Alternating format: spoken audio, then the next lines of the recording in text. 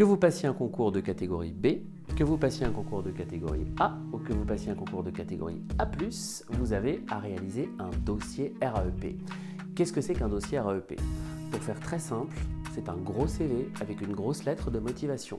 La seule différence, c'est que ce n'est pas très créatif parce que c'est un PDF modifiable, donc vous allez devoir remplir des cases avec vos différents postes ainsi que vos motivations sur la base de vos compétences, vos savoirs, vos savoir-faire et vos savoir-être.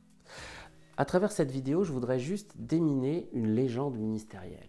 C'est vrai qu'on entend parfois dans les couloirs des ministères ou parfois dans les formations des candidats dire « les membres de jury ne lisent pas les dossiers RAEP ». J'attire tout de suite votre attention là-dessus et je vous demande d'être vraiment vigilant sur ce point. Le dossier RAEP sert de base au jury pour pouvoir préparer l'entretien lorsqu'il va vous recevoir. Ça signifie quoi? Ça signifie que tout ce que vous mettez dans votre dossier RAEP pourra être retenu et pourra faire office de question. Donc, posez-vous la question, comment je vais créer ma zone de confort à partir des éléments que je vais inclure dans mon dossier RAEP?